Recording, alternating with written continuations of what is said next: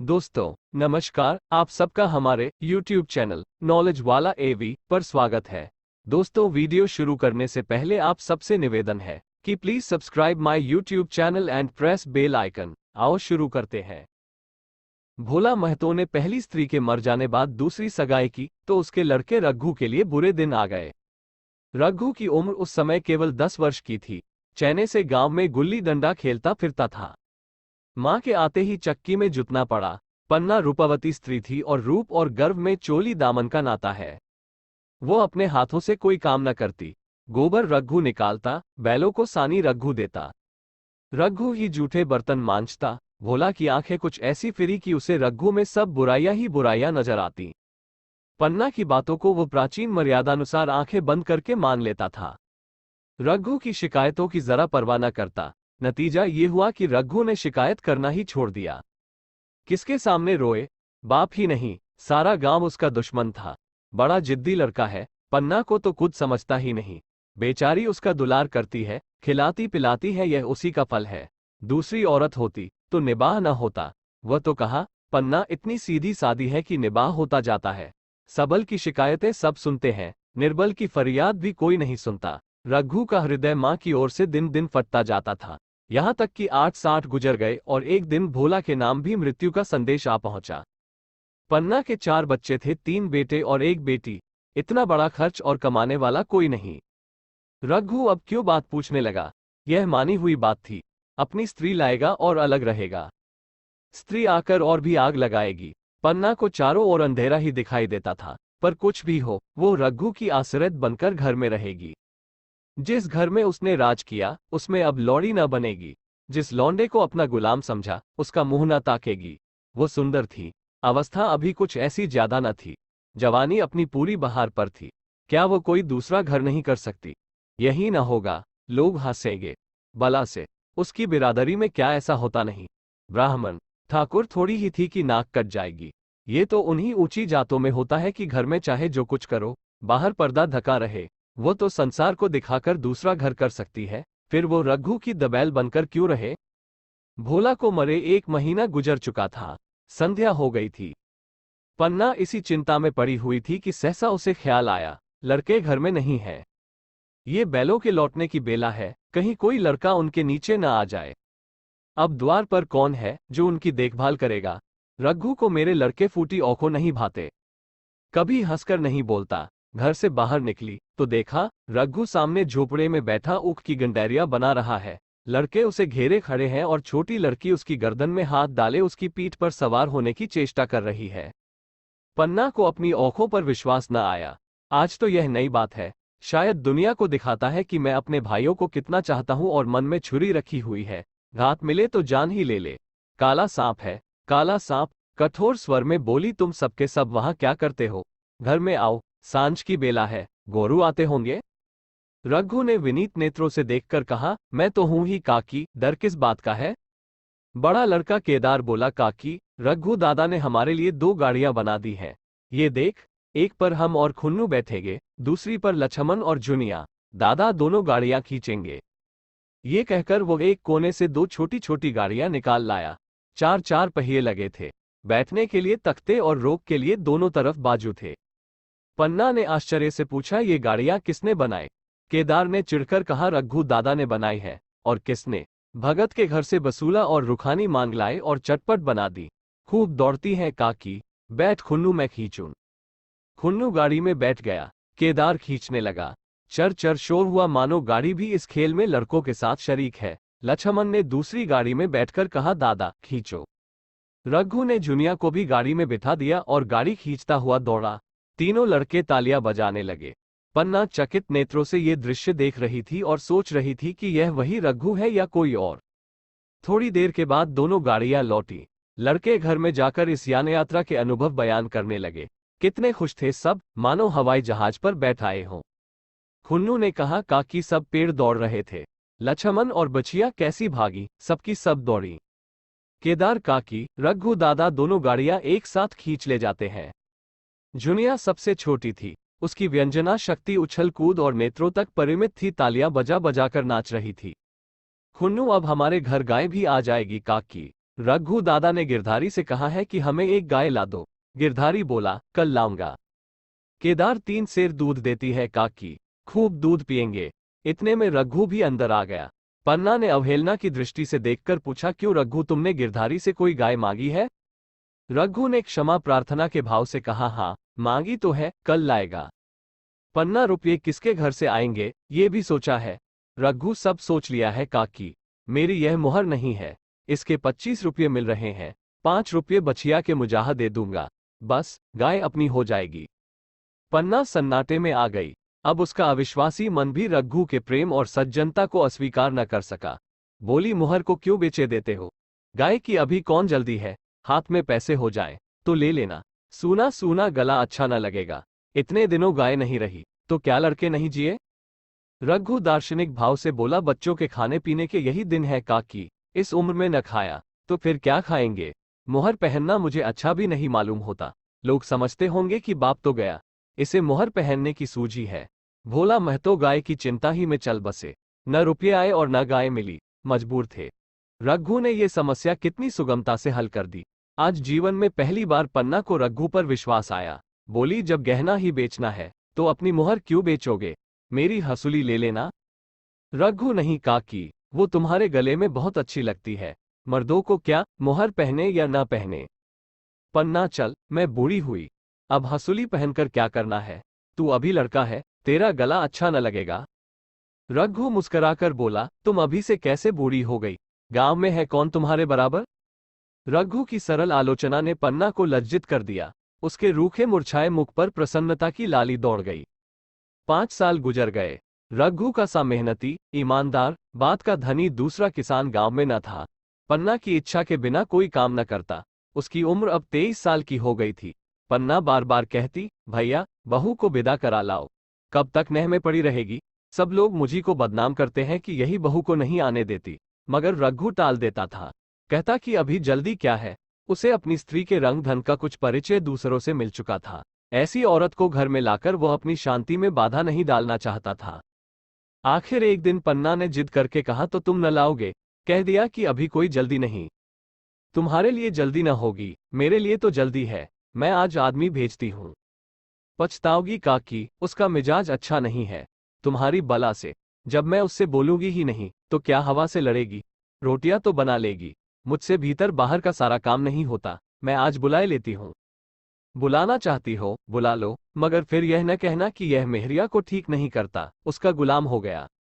न कहूंगी, जाकर 2 साड़ियां और मिठाई ले आ।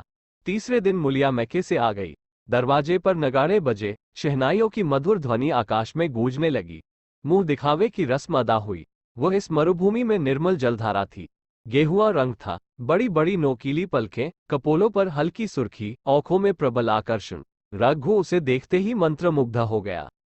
प्रातः काल पानी का घड़ा लेकर चलती, तब उसका गेहुआ रंग प्रभात की सुनहरी किरणों से कुंदन हो जाता, मानो उषा अपनी सारी सुगंध, सारा विकास और उन्माद लिए मुस्कराती चली जाती हो। मुलिया मैके से ही जली भुनी आई थी। मेरा शौहर छाती फाड़कर काम करे और पन्ना रानी बनी बैठी रहे, उसके लड़के रईसजादे बने घूमे। मुलिया से यह बर्दाश्त न होगा। वह किसी की गुलामी न करेगी। अपने लड़के तो अपने होते ही नहीं, भाई किसके होते हैं? जब तक पर नहीं निकलते हैं, रघु को घेरे हुए हैं।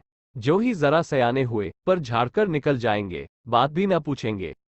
एक दिन उसने रघु से कहा, तुम्हें इस तरह गुलामी करनी हो तो करो, मुझसे न होगी।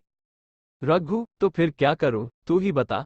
लड़के तो अभी घर का काम करने लायक भी नहीं है। मुलिया, लड़के रावत के हैं, कुछ तुम्हारे नहीं हैं। यही पन्ना है जो तुम्हें दाने दाने को तरसाती थी। सब सुन चुकी हूं। मैं लौड़ी बनकर न रहूंगी। रुपये पैसे का मुझे हिसाब नहीं मिलता।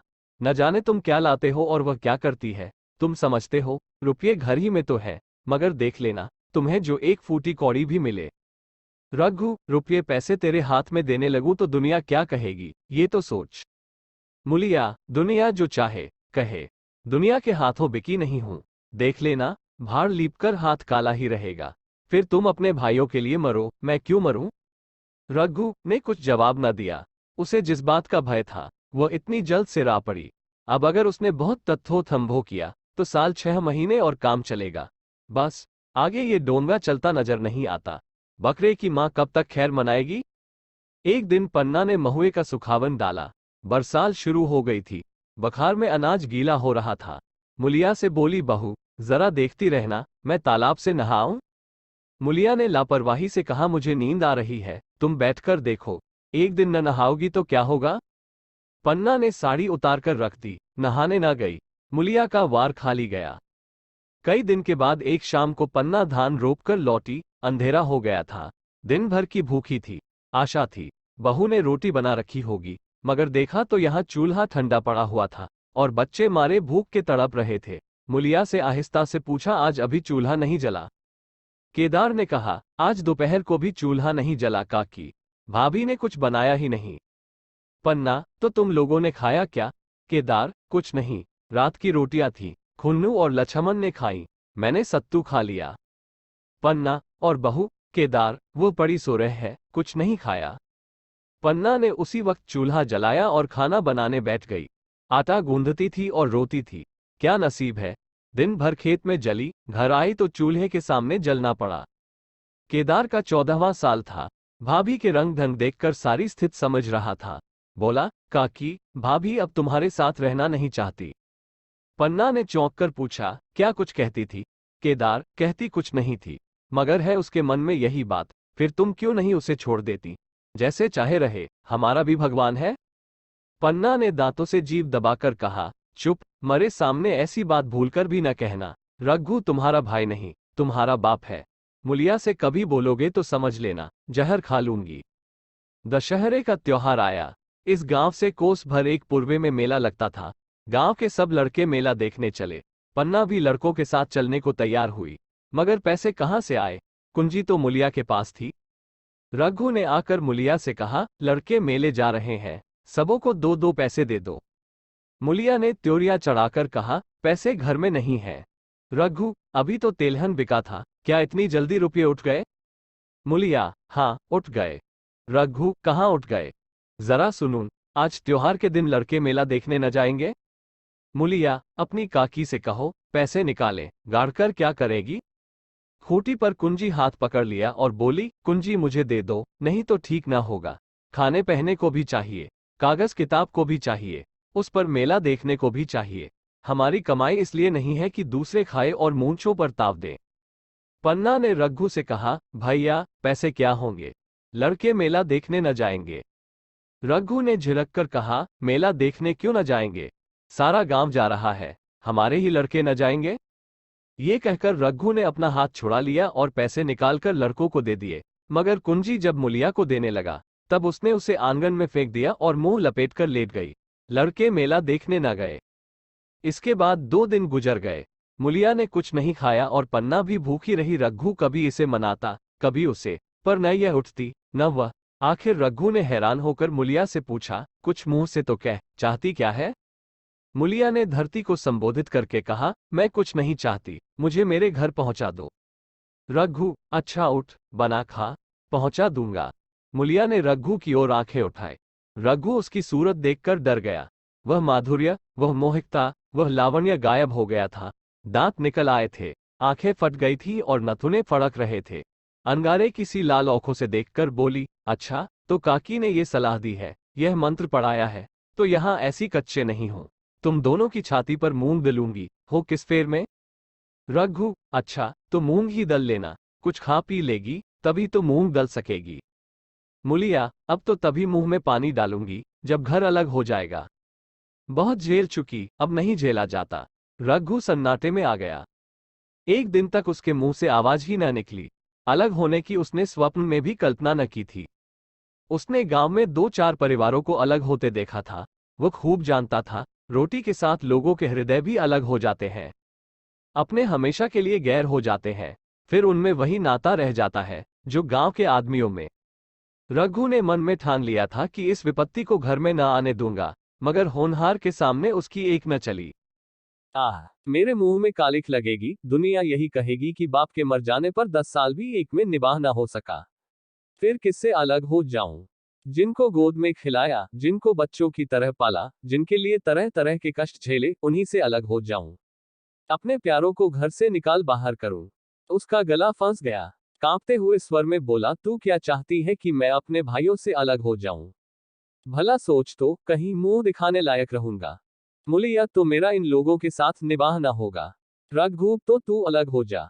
मुझे अपने साथ क्यों घसीटती है? मुलिया, तो मुझे क्या तुम्हारे घर में मिठाई मिलती है? मेरे लिए क्या संसार में जगह नहीं है? रघु, तेरी जैसी मर्जी, जहां चाहे रह। मैं अपने घर वालों से अलग नहीं हो सकता। जिस दिन इस घर में 2 चूल्हे जलेंगे, उस दिन मेरे कलेजे के 2 टुकड़े हो जाएंगे। मैं यह चोट नहीं सह सकता। तुझे जो तकलीफ हो, वह मैं दूर कर सकता हूँ। माल असबाब की मालकिन तू है ही, अनाज पानी तेरे ही हाथ है, अब रह क्या गया है? अगर कुछ काम धंधा करना नहीं चाहती, मत कर। भगवान ने मुझे समाई दी होती, तो मैं तुझे तिनका तक उठाने न देता। तेरे यह सुकुमार हाथ पांव मेहनत मजदूरी करने के लिए बनाए ही नहीं गए हैं। मगर क्या करूं, अपना कुछ बस ही नहीं है। फिर भी तेरा जी कोई काम करने को न चाहे, मत कर, मगर मुझसे अलग होने को न कह, तेरे पैरों पड़ता हूं। मुलिया ने सिर से अंचल खिसकाया और जरा समीप आकर बोली, मैं काम करने से नहीं डरती, न बैठे बैठे खाना चाहती हूँ, मगर मुझसे किसी की धौंस नहीं सही जाती। तुम्हारी ही काकी घर का कामकाज करती हैं, तो अपने लिए करती हैं, अपने बाल बच्चों के लिए करती हैं। मुझ पर कुछ एहसान नहीं करती, फिर मुझ पर धौंस क्यों जमाती हैं? उन्हें अपने बच्चे प्यारे होंगे, मुझे तो तुम्हारा आसरा है। मैं अपनी आंखों से यह नहीं देख सकती कि सारा घर तो चैन करे, जरा जरा से बच्चे तो दूध पिए, और जिसके बल बूते पर गृहस्थी बनी हुई है, वो मट्ठे को तरसे, कोई उसका पूछने वाला ना हो। जरा अपना मुंह तो देखो, कैसी सूरत निकल आई है। औरों के तो 4 बरस में अपने पट्टे तैयार हो जाएंगे, तुम तो 10 साल में खाट पर पड़ जाओगे। बैठ जाओ, खड़े क्यों हो? क्या मारकर भागोगे? मैं तुम्हें जबरदस्ती न बांध लूंगी, या मालकिन का हुक्म नहीं है। सच कहूं, तुम बड़े कटकलेजी हो। मैं जानती, ऐसे निर्मोहिए से पाला पड़ेगा, तो इस घर में भूल से न आती। आती भी तो मन न लगाती, मगर अब तो मन तुमसे लग गया। घर भी जाऊं, तो मन यहां ही रहेगा, और तुम जो हो, मेरी बात नहीं पूछते। मुलिया की ये रसीली बातें रघु पर कोई असर न डाल सकी। वो उसी रुखाई से बोला, मुलिया, मुझसे यह ना होगा। अलग होने का ध्यान करते ही मेरा मन न जाने कैसा हो जाता है। ये चोट मुझसे न सही जाएगी। मुलिया ने परिहास करके कहा, तो चूड़ियां पहनकर अंदर बैठो ना, लाओ मैं मूंछें लगा लूं। मैं तो समझती थी कि तुम में भी कुछ कलबल है, अब देखती हूं तो मेरे मिट्टी के लोंदे हो। पन्ना दालान में खड़ी दोनों की बातचीत सुन नहीं थी। अब उससे न रहा गया। सामने आकर रघु से बोली, जब वह अलग होने पर तुली हुई है, फिर तुम क्यों उसे जबरदस्ती मिलाए रखना चाहते हो? तुम उसे लेकर रहो, हमारे भगवान ने निभाह दिया, तो अब क्या डर? अब तो भगवान की दया से तीनों लड़के सयाने हो गए हैं, अब कोई चिंता नहीं। रघु ने औसू भरी आंखों से पन्ना को देखकर कहा, काकी, तू भी पागल हो गई है क्या? जानती नहीं, 2 रोटियां होते ही 2 मन हो जाते हैं। पन्ना, जब वो मानती ही नहीं, तब तुम क्या करोगे? भगवान की मर्जी होगी, तो कोई क्या करेगा? प्रारब्ध में जितने दिन एक साथ रहना लिखा था, उतने दिन रहे। अब उसकी यही मर्जी है, तो यही सही। तुमने मेरे बाल बच्चों के लिए जो कुछ किया, वह भूल नहीं सकती। तुमने इनके सिर हाथ न रखा होता, तो आज इनकी न जाने क्या गति होती।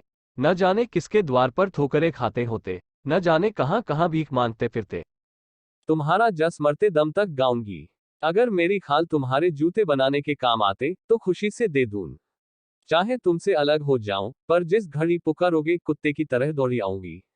यह भूलकर भी न सोचना कि तुमसे अलग होकर मैं तुम्हारा बुरा चेतूंगी। जिस दिन तुम्हारा अनभल मेरे मन में आएगा, उसी दिन विष खाकर मर जाऊंगी। भगवान करे, तुम दूधो नहाओ, पूतो फलो। मरते दम तक यही असीस मेरे रोए रोए से निकलती रहेगी, और अगर लड़के भी अपने बाप के हैं, तो मरते दम तक तुम्हारा पोस मानेगे। ये कहकर पन्ना रोती हुई वहां से चली गई। रघु वहीं मूर्ति की तरह बैठा रहा। आसमान की ओर टकटकी लगी थी और आंखों से आंसू बह रहे थे। पन्ना की बातें सुनकर मुलिया समझ गई कि अपने पौबारा है। चटपट उठी, घर में झाड़ू लगाए, चूल्हा जलाया और कुएं से पानी लाने चली। उसकी टेक पूरी हो गई थी। गांव में स्त्रियों के 2 दल होते हैं, एक बहुओं का, दूसरा सासों का। बहुएं सलाह और सहानुभूति के लिए अपने दल में जाती हैं, सासें अपने में। दोनों की पंचायतें अलग होती हैं। मुलिया को कुएं पर 2-3 बहुएं मिल गई। एक से पूछा, आज तो तुम्हारी बुढ़िया बहुत रोध हो रही थी। मुलिया ने विजय के गर्व से कहा, इतने दिनों से घर की मालकिन बनी हुई है, राजपाट छोड़ते किसे अच्छा लगता है? बहन, मैं उनका बुरा नहीं चाहती, लेकिन एक आदमी की कमाई में कहां तक बरकत होगी? मेरे भी तो यही खाने पीने, पहनने ओढ़ने के दिन हैं। अभी उनके पीछे मरो, फिर बाल बच्चे हो जाए, उनके पीछे मरो, सारी जिंदगी रोते ही कट जाएगी। एक बहू बुढ़िया यही चाहती है कि यह सब जन्म भर लौड़ी बनी रहे, मोटा झोटा खाए और पड़ी रहे। दूसरी बहू, किस भरोसे पर कोई मरे, अपने लड़के तो बात नहीं पूछे पराए लड़कों का क्या भरोसा, कल इनके हाथ पैर हो जाएंगे, फिर कौन पूछता है, अपनी अपनी मेहरियों का मुंह देखेंगे, पहले ही से फटकार देना अच्छा है, फिर तो कोई कलक न होगा। मुलिया पानी लेकर गई, खाना बनाया और रघु से बोली, जाओ नहा आओ, रोटी तैयार है। रघु ने मानो सुना ही नहीं, सिर पर हाथ रखकर द्वार की तरफ ताकता रहा। मुलिया, क्या कहती हूँ, कुछ सुनाई देता है? रोटी तैयार है, जाओ नहाओ। रघु, सुन तो रहा हूँ, क्या बहरा हूँ? रोटी तैयार है तो जाकर खा ले, मुझे भूख नहीं है। मुलिया ने फिर नहीं कहा, जाकर चूल्हा बुझा दिया, रोटियां उठाकर छीके पर रख दी और मुंह ढांककर लेट रही। जरा देर में पन्ना आकर बोली, खाना तैयार है, नहा धोकर खा लो, बहू भी भूखी होगी। रघु ने झुंझलाकर कहा, काकी तू घर में रहने देगी कि मुंह में कालिख लगाकर कहीं निकल जाऊं? खाना तो खाना ही है, आज न खाऊंगा, कल खाऊंगा, लेकिन अभी मुझसे न खाया जाएगा। केदार क्या अभी मदरसे से नहीं आया? पन्ना, अभी तो नहीं आया, आता ही होगा। पन्ना समझ गई कि जब तक वह खाना बनाकर लड़कों को न खिलाएगी और खुद न खाएगी रघु न खाएगा। इतना ही नहीं, उसे रघु से लड़ाई करनी पड़ेगी, उसे जली कटी सुनानी पड़ेगी, उसे ये दिखाना पड़ेगा कि मैं ही उससे अलग होना चाहती हूं, नहीं तो वह इसी चिंता में घुल घुल कर प्राण दे देगा। ये सोचकर उसने अलग चूल्हा जलाया और खाना बनाने लगी। इतने में केदार और खुन्नू मदरसे से आ गए। पन्ना ने कहा, आओ बेटा, खा लो, रोटी तैयार है। केदार ने पूछा, भैया को भी बुला लूं ना? पन्ना, तुम आकर खा लो, उसकी रोटी बहू ने अलग बनाई है। खुन्नू, जाकर भैया से पूछ ना आऊं। पन्ना, जब उनका जी चाहेगा खाएंगे, तू बैठकर खा, तुझे इन बातों से क्या मतलब? जिसका जी चाहेगा खाएगा, जिसका जी न चाहेगा न खाएगा। जब वो और उसकी बीवी अलग रहने पर तुले हैं, तो कौन मनाए? केदार, तो क्यों अम्मा जी, क्या हम अलग घर में रहेंगे? पन्ना, उनका जी चाहे एक घर में रहें, जी चाहे आंगन में दीवार डाल लें। खुन्नू ने दरवाजे पर आकर झांका, सामने फूस की झोपड़ी थी, वहीं खाट पर पड़ा रघु नारियल पी रहा था। खुन्नू, भैया तो अभी नारियल लिए बैठे हैं। पन्ना, जब जी चाहेगा खाएंगे। केदार, भैया ने भाभी को डांटा नहीं। मुलिया अपनी कोठरी में पड़ी सुन रही थी, बाहर आकर बोली, भैया ने तो नहीं डांटा, अब तुम आकर डांटो। केदार के चेहरे पर रंग उड़ गया, फिर जबान न खोली। तीनों लड़कों ने खाना खाया और बाहर निकले। लू चलने लगी थी। आम के बाग में गांव के लड़के लड़कियां हवा से गिरे हुए आम चुन रहे थे। केदार ने कहा, आज हम भी आम चुनने चले, खूब आम गिर रहे हैं। खुन्नू, दादा जो बैठे हैं। लक्ष्मण, मैं न जाऊंगा, दादा घुड़केंगे। केदार, वो तो अब अलग हो गए। लक्ष्मण, तो अब हमको कोई मारेगा, तब भी दादा न बोलेंगे? केदार, वाह, तब क्यों न बोलेंगे? रघु ने तीनों लड़कों को दरवाजे पर खड़े देखा, पर कुछ बोला नहीं। पहले तो वह घर के बाहर निकलते ही उन्हें डांट बैठता था, पर आज वो मूर्ति के समान निश्चल बैठा रहा। अब लड़कों को कुछ साहस हुआ, कुछ दूर और आगे बढ़े। रघु अब भी न बोला, कैसे बोले?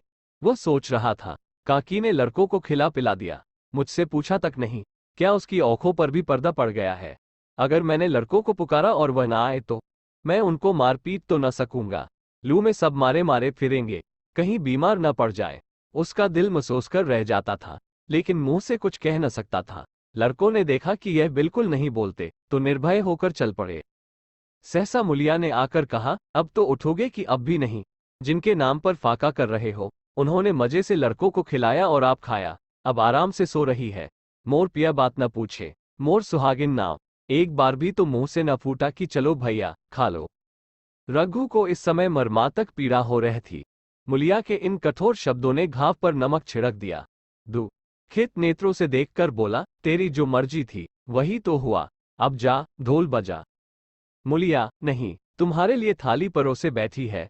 रघु, मुझे चिढ़ा मत, तेरे पीछे मैं भी बदनाम हो रहा हूं।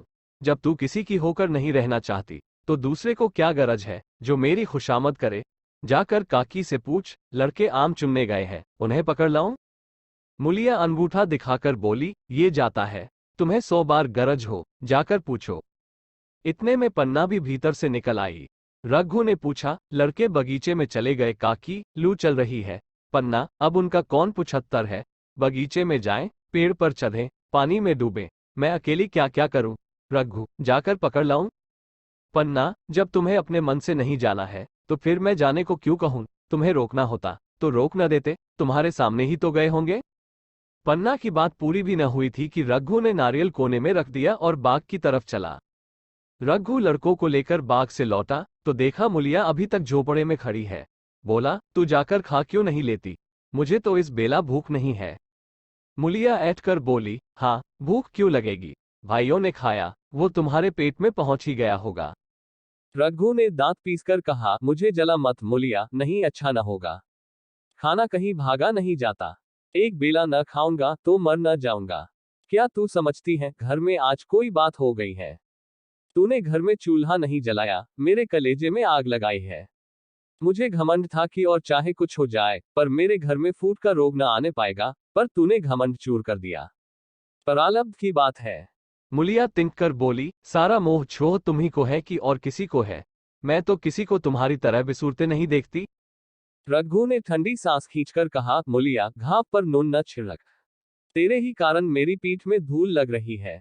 मुझे इस गृहस्थी का मोह न होगा तो किसे होगा। मैंने ही तो इसे मर मर जोड़ा। जिनको गोद में खिलाया वही अब मेरे पट्टीदार होंगे। जिन बच्चों को मैं डांटता था उन्हें आज कड़ी औखों से भी नहीं देख सकता। मैं उनके भले के लिए भी कोई बात करूं तो दुनिया यही कहेगी कि यह अपने भाइयों को लूटे लेता है। जा, मुझे छोड़ दे, अभी मुझसे कुछ न खाया जाएगा। मुलिया, मैं कसम रखा दूंगी, नहीं चुपके से चले चलो। रघु, देख, अब भी कुछ नहीं बिगड़ा है, अपना हाथ छोड़ दे। मुलिया, हमारा ही लहू पिए, जो खाने ना उठे। रघु ने कानों पर हाथ रखकर कहा, ये तूने क्या किया मुलिया, मैं तो उठ ही रहा था, चल खा लूं। नहाने धोने कौन जाए, लेकिन इतनी कहे देता हूं कि चाहे 4 की जगह 6 रोटियां खा जाऊं, चाहे तू मुझे घी के मटके ही में डुबा दे, पर यह दाग मेरे दिल से न मिटेगा। मुलिया, दाग साग सब मिट जाएगा, पहले सबको ऐसा ही लगता है, देखते नहीं हो उधर कैसी चैन की वंशी बज रही है। वो तो मना ही रही थी कि किसी तरह ये सब अलग हो जाए। अब वो पहले किसी चांदी तो नहीं है कि जो कुछ घर में आवे सब गायब, अब क्यों हमारे साथ रहने लगी। रघु ने आहत स्वर में कहा, इसी बात का तो मुझे गम है, काकी ने मुझे ऐसी आशा न थी। रघु खाने बैठा तो कौर विष के घूंट सा लगता था, जान पड़ता था रोटियां भूसी की है, दाल पानी सी लगती, पानी कंठ के नीचे न उतरता था, दूध की तरफ देखा तक नहीं, 2-4 ग्रास खाकर उठ आया, जैसे किसी प्रियजन के श्राद्ध का भोजन हो। रात का भोजन भी उसने इसी तरह किया। भोजन क्या किया, कसम पूरी की। रात भर उसका चित्त उद्विग्न रहा। एक अज्ञात शंका उसके मन पर छाई हुई थी, जैसे भोला महतो द्वार पर बैठा रो रहा हो। वह कई बार चौंक कर उठा, ऐसा जान पड़ा भोला उसकी ओर तिरस्कार की आंखों से देख रहा है। वो दोनों जून भोजन करता था, पर जैसे शत्रु के घर भोला की शोकमग्न मूर्ति आंखों से न उतरती थी। रात को उसे नींद न आती। वो गांव में निकलता तो इस तरह मुंह चुराए, सिर झुकाए, मानो गो हत्या की हो। 5 साल गुजर गए। रघु अब 2 लड़कों का बाप था। आंगन में दीवार खिंच गई थी, खेतों में मेड़े डाल दी गई थी और बैल बछिए बांध लिए गए थे। केदार की उम्र अब 19 की हो गई थी। उसने पढ़ना छोड़ दिया था और खेती का काम करता था। खुन्नू गाय चराता था। केवल लक्ष्मण अब तक मदरसे जाता था। पन्ना और मुलिया दोनों एक दूसरे की सूरत से जलती थी। मुलिया के दोनों लड़के बहुधा पन्ना ही के पास रहते, वहीं उन्हें उपटन मलती, वही काजल लगाती, वही गोद में लिए फिरती, मगर मुलिया के मुंह से अनुग्रह का एक शब्द भी न निकलता। न पन्ना ही इसकी इच्छुक थी, वो जो कुछ करती निर्व्याज भाव से करती थी। उसके 2 लड़के अब कमाऊ हो गए थे। लड़की खाना पका लेती थी, वो खुद ऊपर का काम काज कर लेती। इसके विरुद्ध रघु अपने घर का अकेला था, वह भी दुर्बल, अशक्त और जवानी में बूढ़ा। अभी आयु 30 वर्ष से अधिक न थी, लेकिन बाल खिचड़ी हो गए थे। कमर भी झुक चली थी, खांसी ने जीर्ण कर रखा था, देखकर दया आती थी। और खेती पसीने की वस्तु है, खेती की जैसी सेवा होनी चाहिए, वो उससे न हो पाती। फिर अच्छी फसल कहाँ से आती, कुछ ऋण भी हो गया था, वो चिंता और भी मारे डालती थी। चाहिए तो यह था कि अब उसे कुछ आराम मिलता। इतने दिनों के निरंतर परिश्रम के बाद सिर का बोझ कुछ हल्का होता, लेकिन मुलिया की स्वार्थपरता और अदूरदर्शिता ने लहराती हुई खेती उजाड़ दी। अगर सब एक साथ रहते तो वह अब तक पेंशन पा जाता, मजे में द्वार पर बैठा हुआ नारियल पीता। भाई काम करते, वो सलाह देता, महतो बना फिरता, कहीं किसी के झगड़े चुकाता, कहीं साधु संतों की सेवा करता। वह अवसर हाथ से निकल गया। अब तो चिंता भार दिन दिन बढ़ता जाता था। आखिर उसे धीमा धीमा ज्वर रहने लगा। हृदय शूल, चिंता, कड़ा परिश्रम और अभाव का यही पुरस्कार है। पहले कुछ परवाह न की, समझा आप अच्छा हो जाएगा। मगर कमजोरी बढ़ने लगी तो दवा की फिक्र हुई। जिसने जो बता दिया खा लिया। डॉक्टरों और वैद्यों के पास जाने की सामर्थ्य कहाँ, और सामर्थ्य भी होती तो रुपए खर्च कर देने के सिवा और नतीजा ही क्या था। जीर्ण ज्वर की औषधि आराम और पुष्टिकारक भोजन है। न वह बसंत मालती का सेवन कर सकता था और न आराम से बैठकर बलवर्धक भोजन कर सकता था। कमजोरी बढ़ती ही गई। पन्ना को अवसर मिलता तो वह आकर उसे तसल्ली देती, लेकिन उसके लड़के अब रघु से बात भी न करते थे। दवा दारू तो क्या करते, उसका और मजाक उड़ाते। भैया समझते थे कि हम लोगों से अलग होकर सोने और ईंट रख लेंगे। भाभी भी समझती थी, सोने से लद जाऊंगी। अब देखें कौन पूछता है। सिसक सिसक कर न मरे तो कह देना। बहुत हाय हाय भी अच्छी नहीं होती। आदमी उतना काम करे जितना हो सके, यह नहीं कि रुपये के लिए जान दे दे। पन्ना कहती, रघु बेचारे का कौन दोष है। केदार कहता, चल मैं खूब समझता हूं। भैया की जगह मैं होता तो डंडे से बात करता। मजाक थी कि औरत यो जिद करती। ये सब भैया की चाल थी, सब सधी बधी बात थी। आखिर एक दिन रघु का टिमटिमाता हुआ जीवन दीपक बुझ गया। मौत ने सारी चिंताओं का अंत कर दिया। अंत समय उसने केदार को बुलाया था, पर केदार को ऊख में पानी देना था। डरा कहीं दवा के लिए न भेज दे, बहाना बना दिया। मुलिया का जीवन अंधकार में हो गया। जिस भूमि पर उसने मंसूबों की दीवार खड़ी की थी, वो नीचे से खिसक गई थी। जिस खूंटे के बल पर वो उछल रही थी, वो उखड़ गया था। गांव वालों ने कहना शुरू किया, ईश्वर ने कैसा तत्काल दंड दिया। बेचारी मारे लाज के अपने दोनों बच्चों को लिए रोया करती। गांव में किसी को मुंह दिखाने का साहस न होता। प्रत्येक प्राणी उससे ये कहता हुआ मालूम होता था, मारे घमंड के धरती पर पांव न रखती थी। आखिर सजा मिल गई कि नहीं। अब इस घर में कैसे निर्वाह होगा। वो किसके सहारे रहेगी, किसके बल पर खेती होगी। बेचारा रघु बीमार था, दुर्बल था, पर जब तक जीता रहा अपना काम करता रहा। मारे कमजोरी के कभी कभी सिर पकड़कर बैठ जाता और जरा दम लेकर फिर हाथ चलाने लगता था। सारी खेती तहस नहस हो रही थी, उसे कौन संभालेगा। अनाज की डांठें खलिहान में पड़ी थी, ऊख अलग सूख रही थी। वह अकेली क्या क्या करेगी। फिर सिंचाई अकेले आदमी का तो काम नहीं। तीन तीन मजदूरों को कहां से लाए। गांव में मजदूर थे ही कितने। आदमियों के लिए खींचातानी हो रही थी। क्या करे क्या ना करे। इस तरह 13 दिन बीत गए। क्रियाकर्म से छुट्टी मिली। दूसरे ही दिन सवेरे मुलिया ने दोनों बालकों को गोद में उठाया और अनाज मानरने चली। खलिहान में पहुंचकर उसने एक को तो पेड़ के नीचे घास के नर्म बिस्तर पर सुला दिया और दूसरे को वहीं बैठाकर अनाज मानरने लगी। बैलों को हाँकती थी और रोती थी। क्या इसीलिए भगवान ने उसको जन्म दिया था। देखते देखते क्या से क्या हो गया। इन्हीं दिनों पिछले साल भी अनाज मानना गया था। वह रघु के लिए लोटे में शरबत और मटर की घुंडी लेकर आई थी। आज कोई उसके आगे है न पीछे, लेकिन किसी की लौड़ी तो नहीं हूं। उसे अलग होने का अब भी पछतावा न था। एकाएक छोटे बच्चे का रोना सुनकर उसने उधर ताका तो बड़ा लड़का उसे चुमकार कर कह रहा था, भैया चुप रहो चुप रहो। धीरे धीरे उसके मुंह पर हाथ फेरता था और चुप कराने के लिए विकल था। जब बच्चा किसी तरह न चुप न हुआ तो वह खुद उसके पास लेट गया और उसे छाती से लगाकर प्यार करने लगा। मगर जब ये प्रयत्न भी सफल न हुआ तो वह रोने लगा। उसी समय पन्ना दौड़ी आई और छोटे बालक को गोद में उठाकर प्यार करती हुई बोली, लड़कों को मुझे क्यों न दे आई बहू। हाय हाय बेचारा धरती पर पड़ा लौट रहा है। जब मैं मर जाऊं तो जो चाहे करना, अभी तो जीती हूं। अलग हो जाने से बच्चे तो नहीं अलग हो गए। मुलिया ने कहा, तुम्हें भी तो छुट्टी नहीं थी अम्मा, क्या करती। पन्ना, तो तुझे यहां आने की ऐसी क्या जल्दी थी। डांट मानर न जाती।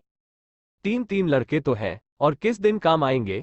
केदार तो कल ही मानरने को कह रहा था, पर मैंने कहा पहले ऊख में पानी दे लो, फिर आज मानरना। मनराई तो 10 दिन बाद भी हो सकती है। ऊख की सिंचाई न हुई तो सूख जाएगी। कल से पानी चढ़ा हुआ है, परसों तक खेत पुर जाएगा, तब मनराई हो जाएगी। तुझे विश्वास न आएगा, जब से भैया मरे हैं केदार को बड़ी चिंता हो गई है। दिन में 100 बार पूछता है, भाभी बहुत रोती तो नहीं है। देख लड़के भूखे तो नहीं हैं। कोई लड़का रोता है तो दौड़ा आता है, देख अम्मा क्या हुआ, बच्चा क्यों रोता है। कल रोकर बोला, अम्मा, मैं जानता कि भैया इतनी जल्दी चले जाएंगे, तो उनकी कुछ सेवा कर लेता। कहाँ जगाए जगाए उठता था, अब देखती हो, पहर रात से उठकर काम में लग जाता है। खुन्नू कल जरा सा बोला, पहले हम अपनी ऊख में पानी दे लेंगे, तब भैया की ऊख में देंगे। इस पर केदार ने ऐसा डांटा कि खुन्नू के मुंह से फिर बात न निकली। बोला, कैसी तुम्हारी और कैसी हमारी ऊख। भैया ने जिला न लिया होता तो आज या तो मर गए होते या कहीं भीख मांगते होते। आज तुम बड़े ऊख वाले बने हो। यह उन्हीं का पुण्य प्रताप है कि आज भले आदमी बने बैठे हो। परसों रोटी खाने को बुलाने गई तो मडैया में बैठा रो रहा था। पूछा, क्यों रोता है? तो बोला, अम्मा, भैया इसी अलग्योज के दुख से मर गए, नहीं अभी उनकी उम्र ही क्या थी। यह उस वक्त न सूझा, नहीं उनसे क्यों बिगाड़ करते।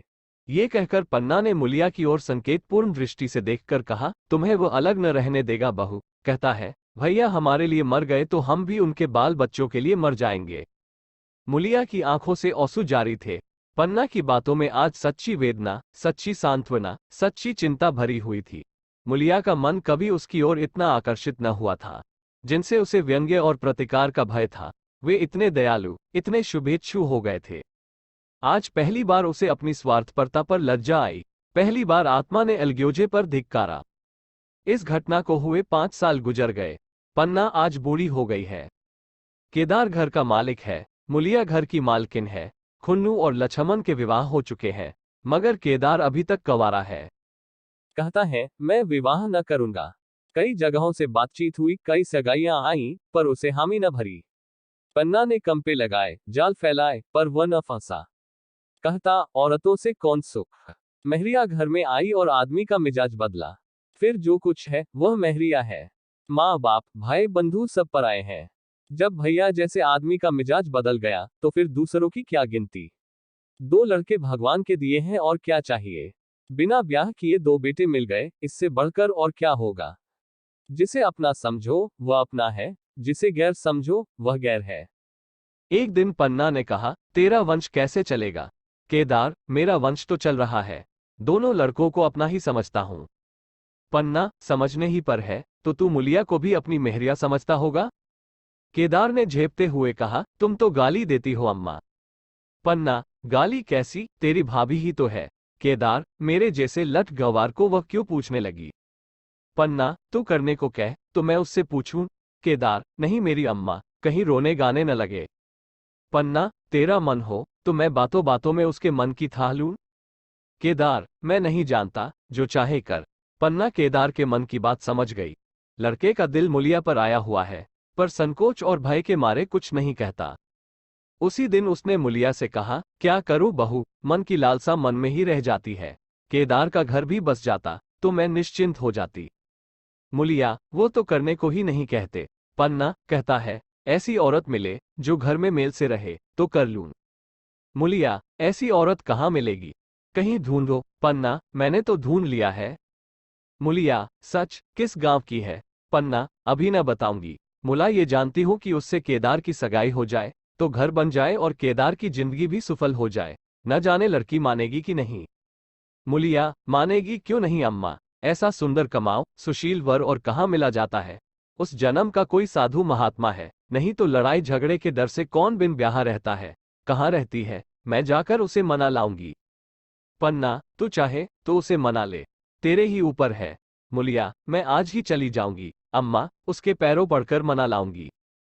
पन्ना, बता दूं, वह तू ही है। मुलिया लजाकर बोली, तुम तो अम्मा जी गाली देती हो। पन्ना, गाली कैसी, देवर ही तो है। मुलिया, मुझ जैसी बुढ़िया को वह क्यों पूछेंगे। पन्ना, वह तुझी पर दांत लगाए बैठा है। तेरे सिवा कोई और उसे भाती ही नहीं। डर के मारे कहता नहीं, पर उसके मन की बात मैं जानती हूँ। वैधव्य के शौक से मुरझाया हुआ मुलिया का पीत वदन कमल की भांति अरुण हो उठा। 10 वर्षों में जो कुछ खोया था वह इसी एक क्षण में मानो ब्याज के साथ मिल गया। वही लवण्य, वही विकास, वही आकर्षण, वही लोच। लेखक Munshi Premchand. Thanks for watching my video. Please like, share and subscribe my YouTube channel and press bell icon for latest updates and notifications. Thank you.